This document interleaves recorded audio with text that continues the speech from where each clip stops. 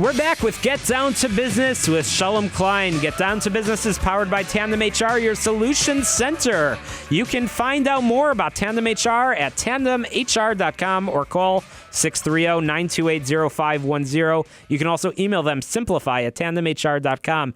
We talk a lot about small business and just had a fantastic conversation with Congresswoman Jan Schakowsky, who shared her feedback on what's going on in Congress about unemployment extension, minimum wage, and she also asked that we share an important website for small business people that are out there, fedbizops.gov, which has a lot of federal business opportunities, ways to contract with the federal government.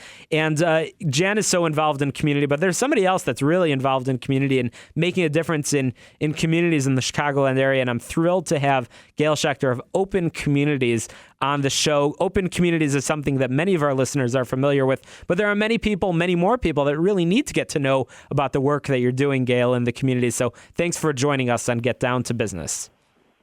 Thank you. So, Gail, tell us, what does Open Communities do? Well, Open Communities has been around for nearly 42 years. Our basic function is to advocate for diverse and inclusive North suburban communities. So we started out advocating for fair housing, so that's non-discriminatory housing. We came about just after Congress passed the Fair Housing Act in 1968. And now we've grown to do functions that range from foreclosure prevention housing counseling to landlord-tenant dispute resolution to home sharing, where we match people who have an extra bedroom and need some income or companionship or services with people looking for affordable housing. And you're small but mighty, or a small but mighty organization doing a lot of work I just visited your office last week, and you're running a relatively small operation, but doing a lot of work. And one of the most important things that you do, in my opinion, is the advocacy that you do. People often think of some of these landlord-tenant issues as something that's a one-off situation. We might know somebody that has a need for that, but there's ordinances and bills being passed in many of the municipalities that Open Communities is servicing that have an impact on these issues. And Gail, whenever there's an issue involving housing, involving jobs, involving transportation, involving anything, you're right there, which is just incredible. How do you do so much, and sort of what's your big issue that you really are really that keeps you up at night, that you want to try to resolve during your career at Open Communities?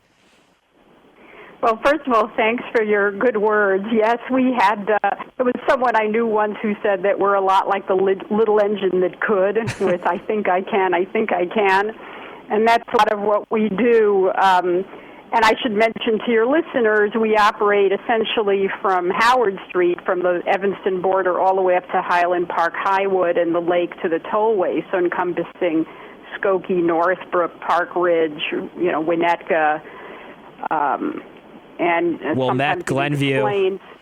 Wilmette, Glenview, right, Niles, Northfield.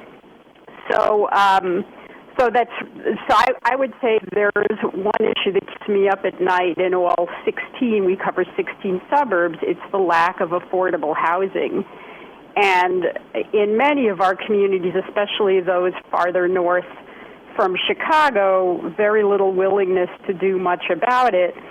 I happen to sit on the State Housing Appeals Board. I was appointed by the governor 2 years ago when the appeals board was constituted to enforce the law that says that every community has to have 10% affordable housing. And most of our communities have much less than this, but they're trying to get around the law by saying we're home rule communities, we shouldn't have to tamper with the market, and yet they tamper with the market all the time by creating TIF districts and mandating certain minimum lot sizes that are quite large for doing housing. So there are a number of ways that our communities decide what the community should look like that if the market were to bear, these communities would probably be much more dense than they are and much more affordable.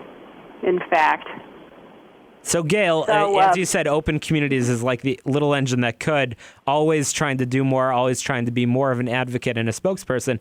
But obviously, you can't do all the work on your own. You need people to get involved. You need volunteers. You have a board of directors. You have a number of committees where people can step up. So what are ways that people listening to Get Down to Business can get involved in your important work? Well, they can get involved by contacting us, going to our website, which is open-, so there's a dash, open-community.org, or calling us at 847-501-5760. They could volunteer to be a fair housing tester, which is we train them. We train people. I was a volunteer before I joined the staff as a tester, and we deploy people to look at homes and report on their experiences, whether they're rentals or ownership. And we see if people are treated differently because they have children or because of their race or their religion or they have a disability. And that enables us to go back and, and try to reform what landlords and realtors are doing so they can volunteer to be testers. They can certainly volunteer to be on our board, be on committees. As you were saying, we need a lot of people to be our eyes and ears in these communities when something comes up that may impact low and moderate income people or people with disabilities. They can contact us and we can guide them as they go for their village boards or city council. Fantastic. Well, find Open Communities. Google Open Communities. You'll find so much good information about their important work. You are listening to Get Down to Business, the show that is all about small business, jobs, and entrepreneurship.